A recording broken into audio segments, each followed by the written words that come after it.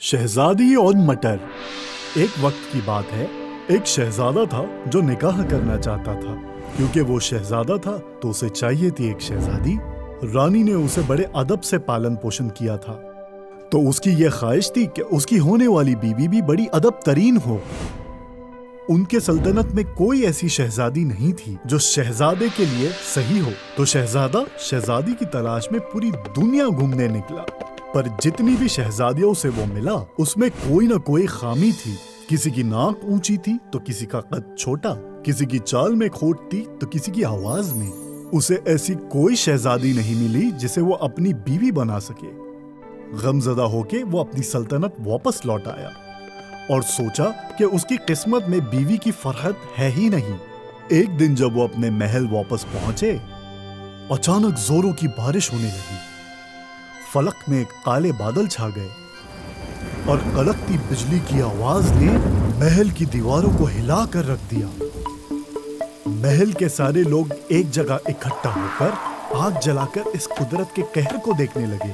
और तभी महल के खुसूसी दरवाजे पर किसी के खटखटाने की आवाज आई। शहजादे के वालिद साहब ने जब वो दरवाजा खोला तब बाहर एक बहुत खूबसूरत शहजादी खड़ी थी। वो बारिश में भीग रही थी। उसके लंबे सुनहरे बाल और रेशम के जूतों से पानी टपक रहा था। उसने कहा कि वो एक शहजादी है। वो एक नजदीकी सल्तनत से अपनी सल्तनत वापस लौट रही थी। उसकी ऐसी हालत देखकर मल्लिका को यकीन नहीं हुआ कि वो एक शहजादी है। मल्लिका ने सोचा, क्या ये सच कह रही है? बादशाह सलामत उसे अंदर लेके आए और उसका तारुफ हर किसी से कराया। मल्लिका ने कहा, तुम्हारे इस कहानी पर यकीन करना मुश्किल है। मैंने कभी ऐसी बदहाल शहजादी नहीं देखी। तेज तरीन मल्लिका को कुछ गड़बड़ नजर आई। आखिर उन्हें महल की हिफाजत जो करनी थी, असलियत जानने के लिए उन्होंने एक तरकीब की। उन्होंने रसोई घर से एक सूखे मटर का दाना लिया और उस मटर को ख्वाबगाह के बीचों बीच रख दिया। और फिर उन्होंने 20 रेशम से भी मुलायम गद्दे उस मटर के ऊपर रख दिए। इतने दिलकश और मुलायम गद्दे पहले किसी ने नहीं देखे होंगे। इन गद्दों से रानी की पसंद और पार का अंदाजा लगाया जा सकता था। पहला गद्दा गहरे गुलाबी रंग का परिंदों के नरम परों से बुना हुआ था। दूसरा बैंगनी रंग का रेशम के धागों से बुना हुआ था। तीसरा सफेद रंग का मलमल से भी नर्म गद्दा जिस पर एक हंस की तस्वीर बनी हुई थी।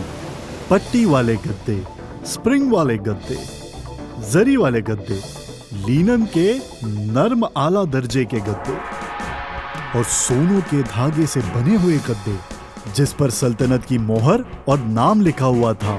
और मटर के ऊपर ये सारे हसीन गद्दे रखने के बाद शहजादी को उसके ऊपर सुलाया गया।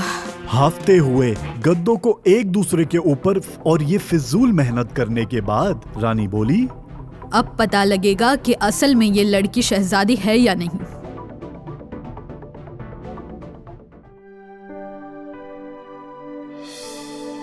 जब सुबह सोने के बाद शहजादी नाश्ते पर आई तो वो बड़ी निढाल थी। क्या तुम्हें अच्छी नींद आई? रानी ने पूछा। नहीं, मैं नहीं सो पाई। शहजादी ने जवाब दिया, मेरे बिस्तर में मुझे कुछ चुभ रहा था, कोई ऐसी चीज जो पत्थर से भी ज्यादा सख्त थी। मेरे ख्याल में वो तोपों में इस्तेमाल किए जाने वाला लोहे का गोला ही था। मेरे पूरे बदन पर घाव के निशान पड़ गए हैं। सब ये सुनकर बड़े खुश हुए क्योंकि उन्हें पता चल गया था कि वो सचमुच एक राजकुमारी थी। क्योंकि इतनी कोमल और नर्म जल्द किसी शहजादी की ही हो सकती है। शहजादे ने उसके साथ शादी कर ली और उस मटर के दाने को बिस्तर के नीचे से निकालकर अजायब घर में रख दिया, जहां वो मटर आज भी है।